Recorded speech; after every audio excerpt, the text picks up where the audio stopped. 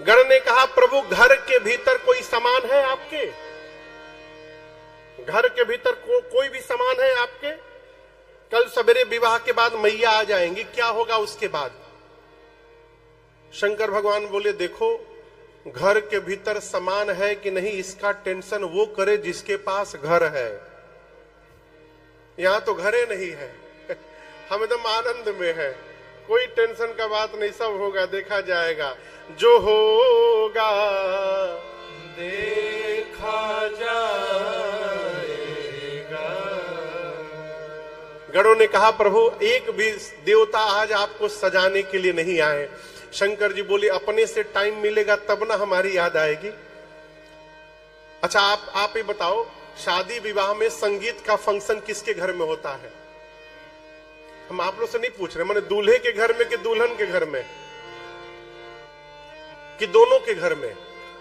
हाँ, इसलिए तो बोला दोनों के घर में। हाँ, दोनों के घर में होता है। लेकिन शंकर जी का विवाह एकमात्र ऐसा विवाह था जहां दूल्हे के घर में कोई फंक्शन नहीं है, संगीत का कार्यक्रम, सारा संगीत का कार्यक्रम बारातियों के घर में चल रहा है। देवताओं के यहां अप्सराएं नृत्य कर रही हैं, वाद्य बज रहे हैं, नगाड़े बजाए जा रहे हैं। लगे सवारन सकल सुर वाहन विविधा विमान, हो ही सगुन मंगल सुभद करहि अपछरा। देवताओं के यहां अप्सराएं नृत्य कर रही हैं, वाद्य बज रहे हैं, सभी देवता अपना श्रृंगार किए और उसके बाद अपने वाहन को सजाने लगे। विष्णु भगवान किस वाहन पर चलते हैं पता है आपको? किस पे चलते हैं? गरुण जी पर। विष्णु भगवान गरुण जी को नहलाएं शैंपू लगा करके, खूब बढ़िया मैरून कलर की लाल रंग की चांदनी उड़ाए चमकौआ, उसके बाद इत्र लगाए, उनको फूल की माला पहनाए, झालर लगाए हैं। सोचे आज हमारे वाहन के अलावा किसी का वाहन नहीं दिखाई पड़ेगा। उधर इंद्र अपने ऐरावत हाथी को सजा रहे हैं, बगल में यमराज अपन करिया भैंसा लेके आ गए। इंद्र जब देखे, यमराज देखे इंद्र का वाहन व्हाइट, मेरा वाहन ब्लैक, वो लगे नहलाने। यमराज अपने भैंसा को रगड़ रगड़ के, इंद्र बोले कितनों रगड़ोगे गोरा नहीं होगा ये। यमराज भैंसा सजा रहे हैं, इंद्र अपने ऐरावत हाथी को सजा रहे हैं। ब्रह्मा जी हंस पे चलते, वो हंस को सजा रहे हैं। कुबेर के पास हवाई जहाज है, पुष्पक विमान, दुनिया का पहला हवाई जहाज कुबेर के पास है। वो अपने हवाई जहाज में लड़ियां लटका रहे हैं। कहने का अर्थ है सभी अपने वाहन को और अपने को सजा रहे हैं, परंतु किसी को भी ये चिंता नहीं है कि जिसके विवाह में चलना है उसको कौन सजाएगा है? शंकर भगवान ने गणों से कहा देखो, यदि देवता आ भी गए ना, वो मेरा श्रृंगार नहीं कर पाएंगे। गण पूछे क्यों प्रभु? शंकर जी बोले मेरा श्रृंगार वही कर सकता है जो मेरा मन समझता है। और शंकर जी का मन कौन समझता है? उनके गण समझते हैं। तो बाबा ने अपने गणों को कहा कि आज आप लोग मेरा श्रृंगार करिए। यदि आपसे शंकर भगवान, मान लीजिए आप शंकर जी के गण हैं, आपका क्या नाम है प्रभु? नरेश। क्या बात है, जगत के ईश। दो नरेश, उधर भी नरेश, यहां महानरेश। यदि आप मान लीजिए शंकर जी के गण होते और आपसे बाबा कहते कि आप मेरा श्रृंगार करिए, तो आप प्रसन्न होते कि उदास? बोलिए, प्रसन्न होते। लेकिन आपको बताओ शंकर जी के गण उदास हो गए। क्यों? जो जीवन में कभी अपना मेकअप नहीं किया है, वो दूल्हे का मेकअप कैसे करेगा हो? जैसे बाबा रहते हैं वैसे बाबा के गण रहते हैं। शंकर जी बोले कोई बात नहीं, तुम जैसा भी सजाओगे हमको अच्छा लगेगा, आप सजाइए। शंकर भगवान एक शिला पर बैठ गए। और बाबा के गण उनका श्रृंगार करने लगे। एक बार ये पट उठा दीजिए केवल।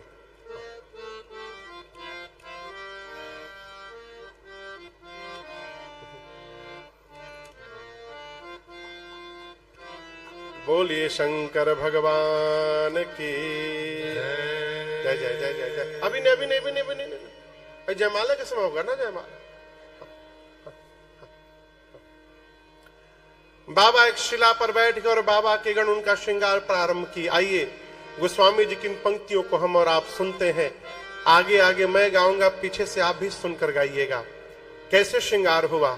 शिव ही शंभु गण करहि श्रृंगारा, शिव ही शंभु गण करहि श्रृंगारा, जटा मुकुट अहि मौरो संवारा, जटा मुकुट अहि मौरो संवारा, कुंडल कंकन पहिरे प्याला, कुंडल कंकन पहिरे प्याला, तन विभूति पट के हरि छाला, तन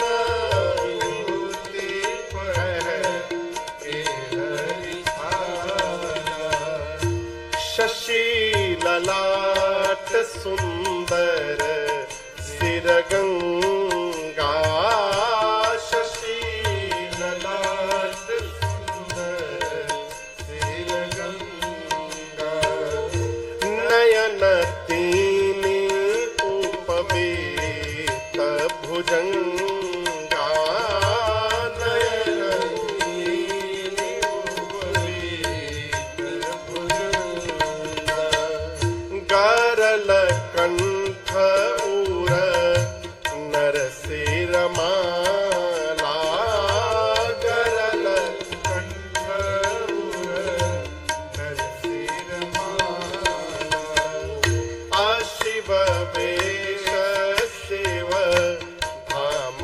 कृपाला, अशिव वेश शिव धाम कृपाला, कर त्रिशूल डमरू विराजा, कर त्रिशूल डमरू विराजा, चले बसह चढ़ी पाटहि राजा,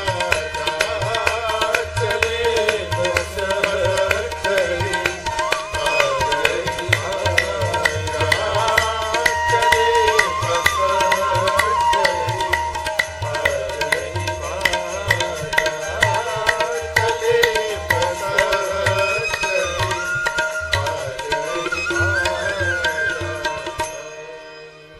भगवान शिव एक शिला पर बैठ गए परम शांत होकर, और बाबा के गण उनका श्रृंगार प्रारंभ किए। गणों को समझ में नहीं आया कि सबसे पहले क्या लगाया जाता है, कहां से प्रारंभ किया जाए, नीचे से कि ऊपर से। तब तक गणों की दृष्टि गई भगवान शिव की जटाओं पर। काम दहन के समय क्रोध के कारण शंकर जी की जटाएं सारी बिखर गई थी। गणों ने कहा सबसे पहले इन जटाओं को ठीक किया जाए, ये ठीक नहीं लग रहा है। जटाओं को समेटना प्रारंभ किया गणों ने। समेटते समेटते ऐसा समेट दिया कि जटाओं ने मुकुट का आकार ले लिया। जैसे मुकुट बना, एक गण बोला बस बस बस बस, अब छूना मत इसको। क्यों? टोपी का काम खत्म। गण बोला यही दूल्हे का टोपी है। ऐसा टोपी कौन दूल्हा पहना होगा आज तक। टोपी का काम खत्म। एक गण ने कहा देखो कितना भी सुंदर दूल्हा टोपी पहन ले, लेकिन केवल टोपी लगाने से दूल्हा दूल्हा नहीं होता। आप बताओ यदि दूल्हा बारातियों के साथ पैदल चलने लगे तो कैसे पता चलेगा कौन दूल्हा है? क्या दूल्हा बाराती के साथ चलेगा तो पता नहीं चलेगा कौन दूल्हा है? किससे पता चलता है? सेहरे से। किससे पता चलता है? पूरा बाराती सेहरा लगा के तो चलता नहीं है, जो दूल्हा वही लगा के चलता है। सेहरा होता कैसा है? यहाँ उठा रहता है और सामने लड़ियां झूलती रहती हैं। उसको हमारे पूर्वांचल में मौर कहते हैं, मौर। एक गण ने कहा कि यदि दूल्हा सरकार भगवान शंकर जब तक मौर नहीं पहनेंगे तब तक दूल्हा कहलाएंगे ही नहीं। शंकर भगवान बोले मौर का है हो? गण बोले प्रभु कुछ नहीं, ऐसे ऐसे लड़ियां बस झूलती रहती हैं, एक रात के लिए पहनना है, उसके बाद? बोले शंकर जी उसके बाद? बोले उस बाद गंगा जी में विसर्जन। शंकर भगवान बोले देखो, एक बार जिसको मैं अपने सिर पर चढ़ा लेता हूं, मैं उसका जीवन में कभी विसर्जन नहीं होने दे सकता। इसलिए ऐसा मौर पहनाना हमको जिसका विसर्जन न करना पड़े। अब ऐसा मौर तो मार्केट में मिलने से रहा। अब गण परेशान कि ऐसा मौर कहां से बनाया जाए। एक गण बोला लेट मी ट्राई, मैं कुछ करता हूं, कहां से बनाऊं, कैसे बनाऊं। खोजते खोजते गया तो देखा कि एक पहाड़ की गुफा में 5-6 हजार सांप नाच रहे थे। बड़ी तेजी से सब नाच रहे थे। गण पूछा तुम लोग नाच क्यों रहे हो? सभी सांप बोले कि 2 घंटे में बारात निकलने वाली है, बारात जब चलेगी तो हम लोग को अपना अपना परफॉर्मेंस देना है, उसमें उसी का ये रिहर्सल है। गण बोले ठीक है कोई बात नहीं, काम करो, पतले पतले जितने हो सब बाहर निकलो। एक गण पूछा कितना पतला? सांप पूछा कितना पतला? बोला कम से कम 10 mm। 10 mm से जितने नीचे वाले हो बाहर निकलो। 400-500 सांप बाहर आ गए। उनमें से सुंदर सुंदर रंग बिरंगे सांपों को पकड़कर 30-40 गण ने सबके सिर को ऊपर करके बांधा और सिखाया, जैसे बाबा के सिर पर रखूंगा और डमरू बजाने का इशारा करूंगा तुरंत फन फैला लेना। सभी सांपों को लेकर बांधकर अब बाबा के जटाओं के मुकुट में ऊपर पहना दिया। सभी सर्पों का फन ऊपर फैल गया। कोई इधर घूम रहा है, कोई इधर घूम रहा है और सबके पूंछ शंकर जी के सामने झूलने लगे। शंकर भगवान पूंछ हटा के पूछे ये कहा है हो? गण बोले प्रभु यही आपका मौर है, ये मौर। ऐसा मौर बना दिए दुनिया में कोई कॉपी नहीं कर सकता। इसका पूरा कॉपीराइट आपके पास रहेगा।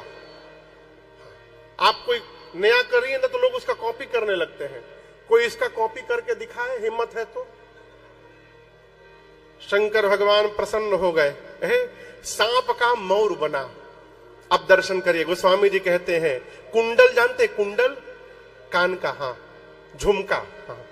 बाबा कहते हैं कुंडल कंकन पहिरे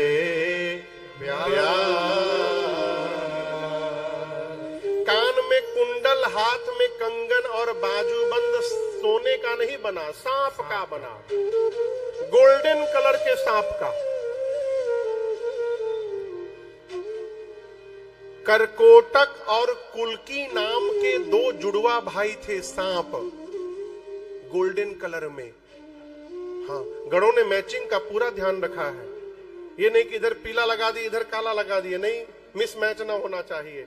करकोटक और कुल्की नाम के सांप से कुंडल बना और नीचे एक एक बिच्छू लटका दिया गया झूलने के लिए। हाँ, कंबल और अश्वतर नाम के सर्प से, दोनों भाई थे, हाथ का कंगन बना।